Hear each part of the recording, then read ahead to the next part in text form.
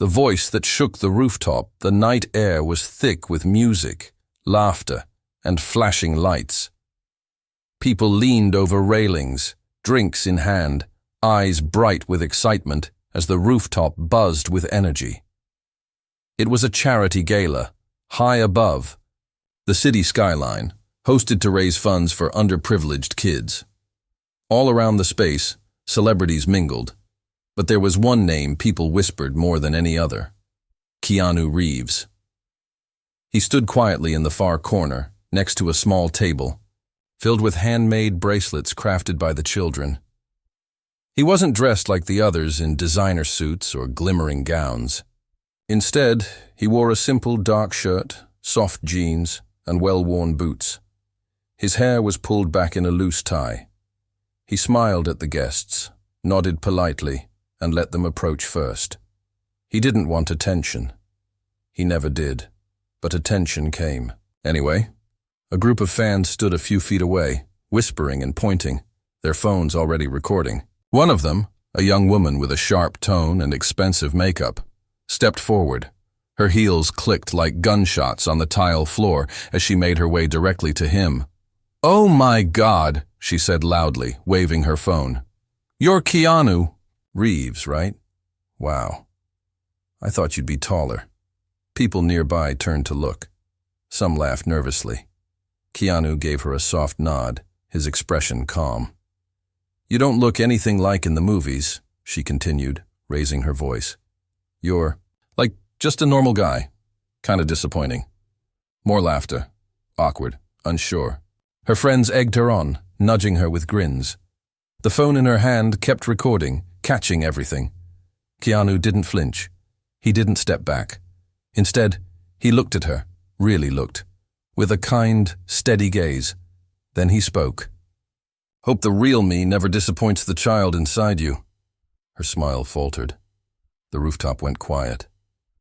His voice was soft, but it carried something in his words. The gentle sadness, the quiet truth, hit like thunder. The woman blinked, then turned away, pretending to laugh, but her hands trembled as she lowered her phone. No one spoke for a long moment. Then, someone clapped. And then another. Soon, the entire rooftop echoed with applause, not wild, not chaotic, but slow and steady, like rain tapping gently against glass. Keanu nodded once and went back to admiring the children's bracelets. But that moment, it changed something in the air. Earlier that day, Keanu had almost skipped the gala. He wasn't feeling well. The anniversary of his daughter's passing was just days away, and every year, the days leading up to it filled him with a quiet sorrow he carried alone. The world knew him as the humble, kind-hearted actor, but few saw the private pain he buried deep behind his smile. He had seen the invite weeks before, a fundraiser for kids without access to education, and decided to come only because he remembered something his mother used to say: "When you're sad, help someone. It may not heal you, but it might heal them." So he showed up, silent and calm, offering his presence like a small candle in a dark room. But the woman's words on the rooftop weren't the first insult he'd received that day. A security guard at the main gate had stopped him earlier, demanding to see proof he was invited. "This event is for invited guests only," the guard had snapped, not even looking up from his clipboard. Keanu had smiled and said quietly, "I understand. Would you like to see the invitation on my phone?" That guard rolled his eyes. "What are you, his assistant or something? This is a celebrity-only event." He was let in only after another guest recognized him and pulled him through. He hadn't even been angry.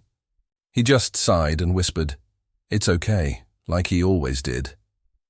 But now, after the rooftop moment, word began to spread. People who hadn't even noticed him earlier now looked his way with new eyes.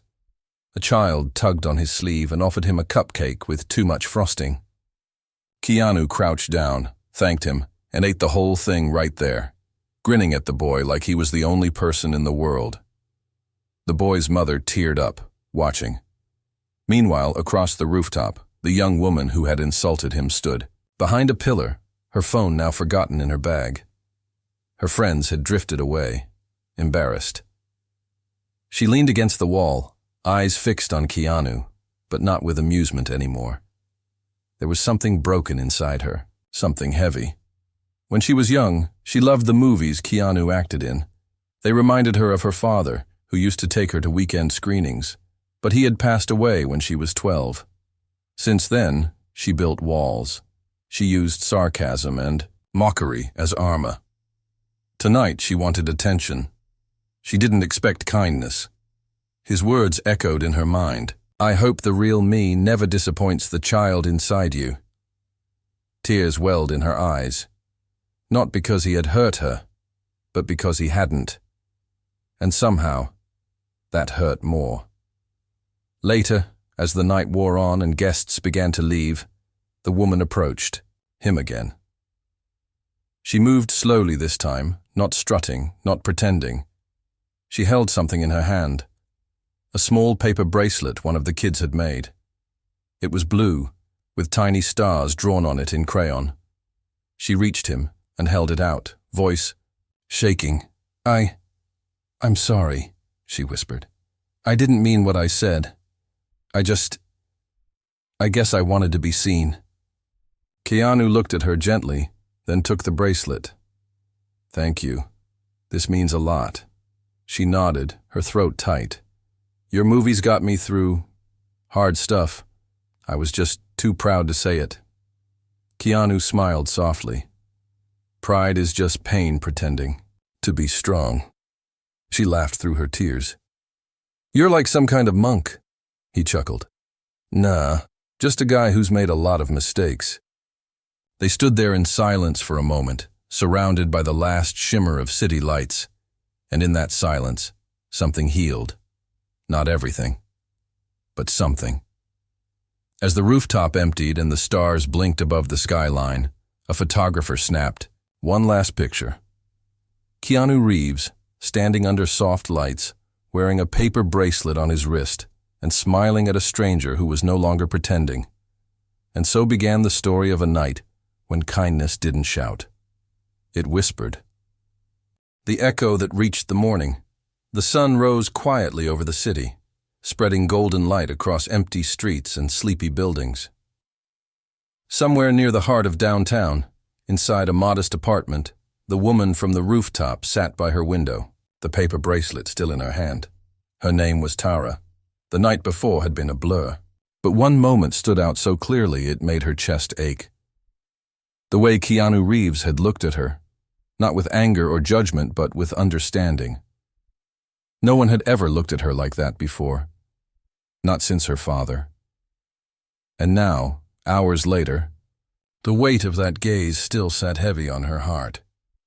She scrolled through her phone and found the short video her friend had posted, the one where she insulted Keanu. The comments were already pouring in. How could she say that to Keanu? He handled it like a saint. This made me cry. His words hit hard. This woman is the reason we can't have nice things. Tara's fingers hovered over the delete button. Her face felt hot, her breath tight. She hadn't meant to become a villain overnight. She was just trying to be funny, to stand out, to cover up the loneliness that clung to her like a second skin. But now, the world had seen through her mask. And for once, she didn't want to hide. She opened her notes app and began typing. "Last night, I insulted someone who didn't deserve it. I hurt a man who's known pain I can't even imagine. And he responded with grace, not hate. I've been carrying pain too. I'm sorry. This is me trying to be better." She hit post. The silence afterward was sharp and still. Across the city, Keanu sat at a quiet diner with a cup of black coffee and a notebook open in front of him. He scribbled lines here and there, thoughts, ideas, questions. The night before had left him, thinking. Why had her words bothered him more than he expected? Maybe because he saw a piece of himself in her. He, too, had used silence as a shield. He, too, had tried to seem normal, even when his world was falling apart. But kindness, that had always been his way through. kindness, and patience. Waitress approached shyly, holding a plate of pancakes. "On the house," she said with a small smile. "Thank you for what you said last night. My cousin was there. She said it changed her." Keanu blinked. "Your cousin?" The woman nodded. "Tara, she's my cousin. We used to be close, but life... You know." He gave her a gentle smile. "Then maybe last night was for both of you." She looked down, tears in her eyes. I hope she sees it that way. By midday, Tara's post had gone viral. Some mocked her. Others forgave her. But many shared stories of their own, moments when they lashed out while hiding something deeper. Her words had touched a nerve. People didn't just see a mean girl anymore. They saw a young woman in pain trying to step out of her shadow, and then came a comment that made her heart stop. Keanu Reeves, .official. Thank you for your honesty. It takes strength to say, sorry. Keep walking toward the light. It didn't have likes or emojis, just those simple words. But they hit her harder than any insult ever could. Tears spilled down her cheeks. Not because she was sad, but because someone she had tried to hurt still chose to lift her up. That evening, Tara walked through the park near her home, the paper bracelet now tied around her wrist. Children laughed in the distance, and old men played chess at a stone table. The world felt different, like the colors were sharper, the air kinder. She sat on a bench, staring at the fountain ahead. A soft breeze tugged at her jacket. For the first time in years, she let her shoulders relax. And that's when she saw her cousin, the diner waitress, walking up with a to-go cup in each hand. "Hey," her cousin said, smiling gently. "Thought you could use some coffee." Tara stood quickly and hugged her, tears spilling again. "I'm so sorry," she whispered. Her cousin held her tighter. "I know. I saw. And I'm proud of you." They sat down, sipping quietly. No need for big words. Just the warmth of forgiveness between them. Meanwhile, back at the diner, Keanu stayed longer than he planned. He had meetings, calls, a schedule full of press and interviews. But today, none of that mattered. He scribbled another note in his notebook. "Sometimes the biggest roles we play are off camera, and they matter more than we ever know." A little girl walked by and waved. He waved back, his heart lighter than it had been in days. He had seen fame's bright side and its shadow. He had seen cruelty and grace. But today reminded him why he still believed in people, even when they stumbled, especially when they stumbled. By the time the sun set again, Tara had decided something. She logged into her old account on a forgotten blog, one she hadn't touched in years, and wrote a long entry titled, "How Kindness Healed My Loudest Mistake." She shared the whole story, the hurt behind her words, the way Keanu looked at her like a mirror, not a threat, the slow return of her own heart. The post caught fire, not because of drama, but because of truth. And somewhere in a quiet room, Keanu, "Read it." He smiled, closed his notebook, and whispered to himself. She found her way. The stranger in the bookstore, a few days passed, but the echoes of that rooftop moment still lingered in the city like a warm breeze after a storm. Tara had started walking more, thinking more. She wasn't trying to change the world. She was just trying not to hide anymore. She had stopped wearing her mask of sarcasm, and surprisingly, the world didn't fall apart. People were kinder than she expected. Maybe because she had been real. But she was still afraid. Not of people, but of slipping back into the cold version of herself she once depended on. The version that pushed others away before they could ever leave her. That morning, she wandered into a small bookstore tucked between a bakery and a flower shop. She wasn't looking for anything. Maybe a little peace. The smell of old pages and warm coffee in the corner cafe was comforting. As she walked through the rows, a book caught her eye. Letters to Strangers. She picked it up and flipped to a random page. Someone had scribbled a note inside the cover. You never know who needs your words. Speak with courage. Someone is listening. Tara held the book to her chest, her heart oddly full. She bought it without reading another page. As she reached the counter, the cashier looked up and froze for a second. You're the girl from that video, right, with Keanu? Tara felt her face flush. She nodded slowly. The cashier surprised her. Thank you. Tara blinked. Why? Because I saw myself in your post, she said. And because I've been waiting for someone to say it's okay to be wrong. And still try again. Tara didn't know what to say, so she just smiled. And walked out with the book in hand, her heart feeling less alone. Meanwhile, on the other side of the city, Keanu sat with a quiet friend at a veterans' shelter, a place he visited once a month, far from the cameras. They served food, listened to stories, and played cards that didn't matter.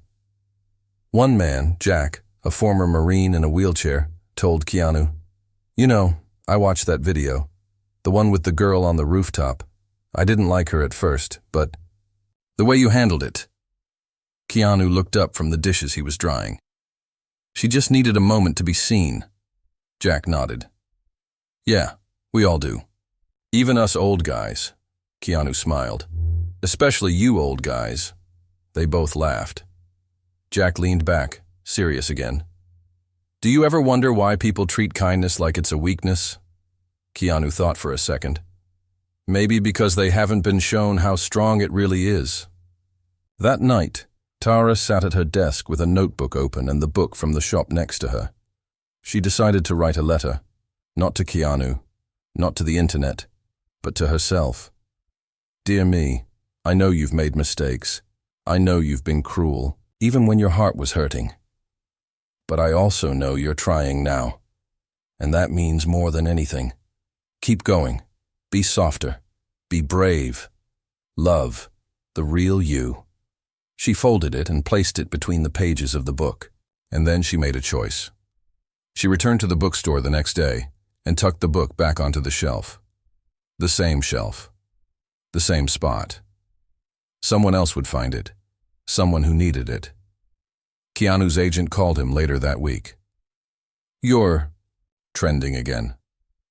Not for a movie. For that rooftop moment. Her blog is being shared all over the world. Keanu didn't say much.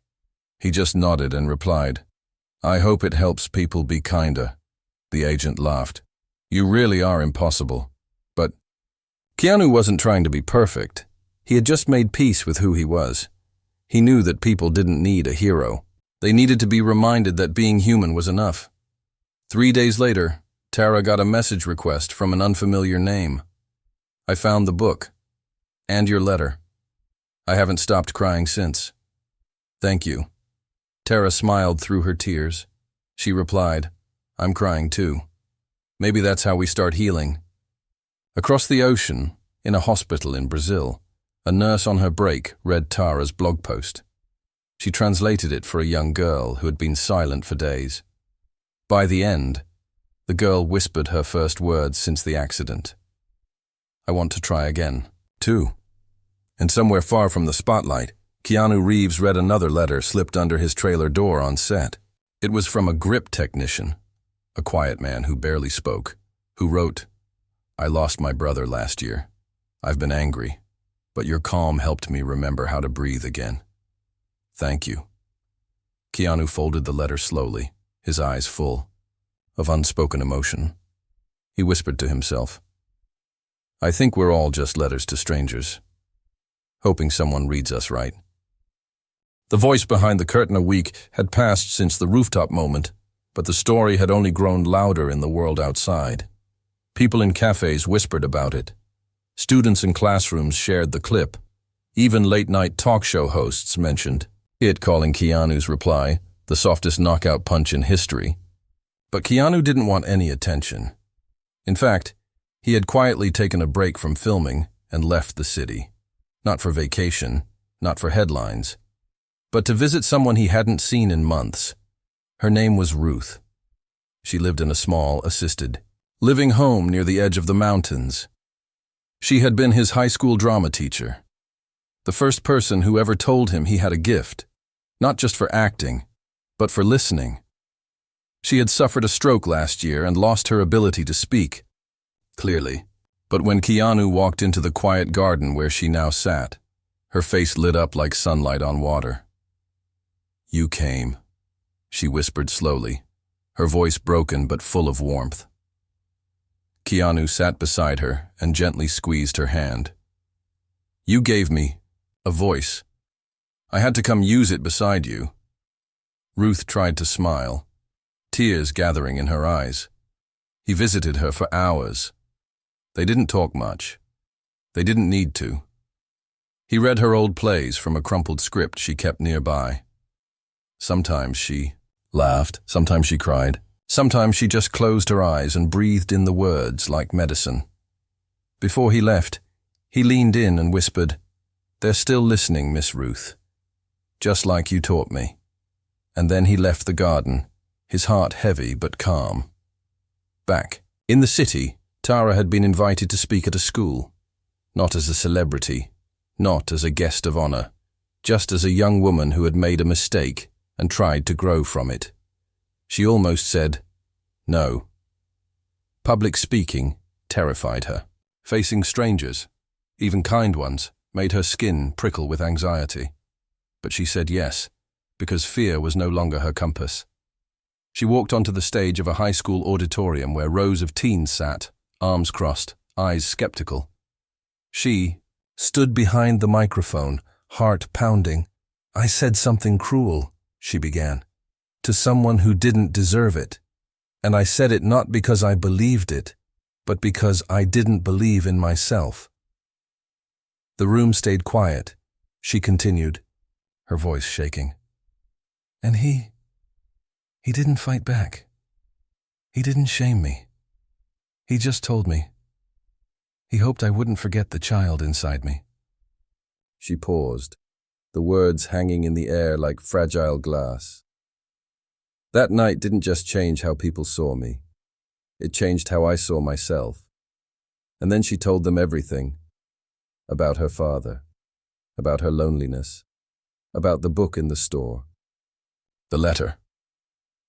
The healing, by the end, many students had tears in their eyes. Not because she was perfect, but because she wasn't.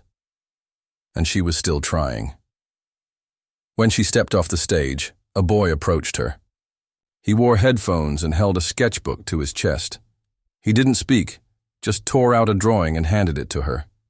It was a pencil sketch of her, standing on a rooftop with a small, glowing heart inside her chest, and Keanu standing beside her, gently pointing to it. Beneath it, he had written, "You found it." Tara held the drawing like it was a flame. Meanwhile, Keanu's old friend, a film editor named Elliot, called him late that night. "You're going to want to see this," he said. He sent Keanu a link to a video. It was titled, "A Mistake, a Whisper, and the Kindness That Followed. Tara's Journey." The video was only 6 minutes long. It wasn't flashy. No music. No drama. Just a soft montage of Tara's speech, clips of her blog, and short letters from strangers around the world. It ended with one line, spoken softly by Tara. "Kindness doesn't fix everything, but it gives you a place to start." Keanu watched the whole thing in silence. Then he closed his laptop and stared out the window into the night. He thought about Ruth, about the rooftop, about the girl who insulted him and who now glowed brighter than most people he'd ever known. He whispered to the stars, "You were right, Ruth. It's not the spotlight that matters. It's the stage we build with love." Days later, Tara received an envelope with no name, no return address, just a wax seal of a small heart and a single folded page inside. The paper read, "You stood in the fire and chose not to burn someone else. You chose to warm them. Thank you for being brave. See you again, the quiet actor behind the loud moment." She smiled so hard she cried. That night, she stood at her window, looking out at the city lights. She whispered a promise into the wind. I will never forget what you showed me, Keanu. Not ever. And somewhere far away, under another sky, Keanu. Reeves stood quietly with his hand over his heart, because even soft voices, when spoken with love, can echo forever. The weight of one whisper. The next morning, Tara sat at her small kitchen table with a pen, a notebook, and a mug of tea that had already gone cold. The letter from Keanu, short, kind, and anonymous, but unmistakably his, still lay beside her. She had read it more than 20 times, each time slower, trying to soak in the softness of the words. No grand gesture, no long speech, just a quiet message that said, I see you, I believe in you. It didn't erase her past, but it did something deeper. It told her she was no longer standing in it alone. She began to write, not for her blog this time. This time, it was a real letter, to a stranger, inspired by the book she had once found tucked in that tiny bookstore between a flower shop and a bakery. Dear stranger, maybe today hurts. Maybe the mirror feels heavy and the silence is too loud. But somewhere, someone believes you're more than your worst moment. You are not your mistake. You are the story after it. With hope, someone who is still learning too.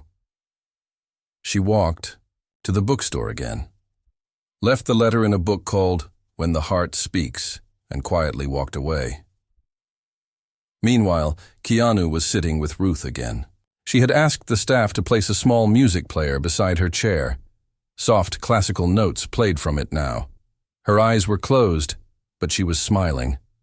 Keanu sat beside her, reading aloud from her favorite play, the one she used to make. Her students perform in the school's dusty auditorium, and the world breaks everyone, but afterward, many are strong at the broken places, he read. He glanced over. Her eyes were open now, glassy with tears. She mouthed the words, "Thank you." Keanu nodded, voice low. "You gave me everything before the world knew my name. I just want to give some of it back." He stayed until sunset. As he stood to leave, Ruth gently pressed something into his hand. It was a faded photograph. Him, at 17, wearing a too-big costume, grinning nervously on a school stage. She had kept it all these years. He placed his hand on his heart. "This will go with me always." Back in the city, Tara received a surprising message from the school, where she had spoken. It wasn't from a teacher or the principal. It was from one of the students, the boy who had given her the sketch. His name was Adam. "Hi, Tara. My little sister hasn't spoken much since our mom passed. But after I showed her your story, she said one thing. I want to be brave like her. Thank you. You don't know what you've done for us." Tara felt the weight of that message settle into her chest like warm sand, not heavy in a bad way. Heavy in the way love is. Soft, but impossible to ignore. She walked outside, past the noise of traffic, past crowds and honking horns, until she reached a park where children played. She sat on a bench, letting the air move through her. She didn't cry. Not this time. Instead, she smiled. She finally understood. This wasn't just about redemption. This wasn't about cleaning up a mistake. This was about using it, turning it into something honest, something beautiful. Her pain had become a bridge, not a wall. When silence speaks the loudest, a soft rain fell over the city the next morning, brushing windows and sidewalks like a quiet blessing. Tara sat on her balcony, a worn journal on her lap, a cup of tea in her hands. Everything felt slower now. Not dull, not sad, just deeper. Today marked exactly 1 month since the rooftop moment, since that careless insult, since that soft reply, since her life, and so many others, quietly changed. But something inside her still felt unfinished, not broken, just waiting. She flipped open the journal and stared at the page she had left blank since that night. At the top, she had written just 3 words. The final letter. She had written dozens of letters since then, to strangers, to bookstores, to forgotten benches. But this one was for the first person who had seen past her words. The man who had shown her that stillness could be stronger than shouting. She dipped her pen and began to write. Dear Keanu, I don't know where this will land. Maybe it'll stay in my drawer forever. Or maybe one day, it'll find its way to you. But even if you never read it, I need to say this. You saved me that night. Not because you forgave me. Not because you said something perfect. But because you looked at me with eyes that didn't try to win or punish or prove. You just saw me. And because of that, I learned to see myself. You reminded me that a whisper can change everything, if it comes from the heart. Thank you. For being quiet when it mattered most. Thank you for reminding the world what real strength looks like. Love. Someone still learning. She closed the journal and held it to her chest. And for the first time in her life, she didn't need to post it. Didn't need applause. Didn't need validation. She just needed the truth. Meanwhile, Keanu walked. The trails behind a peaceful retreat far from the city, surrounded by trees and birds and sky. He had stepped away for a while, not because he was tired of people, but because he wanted to return to himself. He carried no phone. No cameras followed him. Just a small notebook in his jacket, and a thought that kept rising like mist in his mind. He found a quiet bench overlooking a lake and sat down. Then he pulled out the notebook and wrote. Sometimes the loudest voice in the world is a person who chooses not to speak hate when they are hurt. Kindness isn't weakness. It's what we do when we're strong enough to still choose love.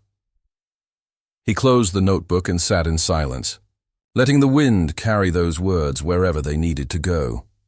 Weeks later, the Kindness Archive project launched its official campaign. Letters, stories, voices, all real, shared across the world.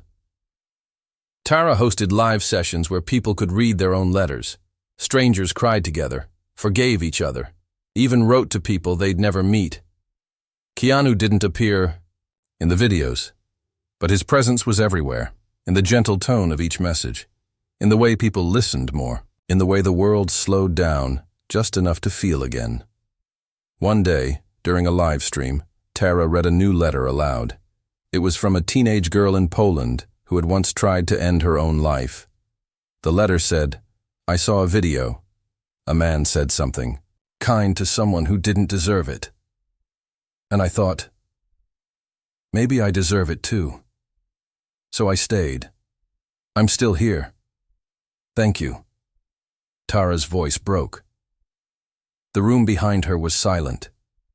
Then she whispered, Thank you for staying. On the anniversary of the rooftop night, a group of volunteers gathered on rooftops around the world. In New York, in London, in Karachi, in Sao Paulo, even on a remote island in Japan. They held paper lanterns, each one with a short message. Written in marker, some said, I forgive you. Some said, I miss you. Some just said, thank you. At the same time, they all released them into the night sky, and across continents, for a brief moment, the world was lit, not by fire or noise, but by the soft glow of forgiveness and hope. Keanu watched from a hill above the city. He didn't need to be part of the event. He just wanted to witness it. He saw hundreds of lights floating upward like stars that refused to stay still. And in that moment, he closed his eyes and whispered, Thank you, Tara. Years passed. The world changed, as it always does. But the rooftop moment lived on. Not as a meme, not as a headline, but as a heartbeat, quiet and constant, inside people who had been changed by it. And if you listen carefully today, you'll still hear it in the kindness of a stranger, in the courage of a whispered apology, in the warmth of a letter left behind. Because sometimes, one quiet reply can echo through the world.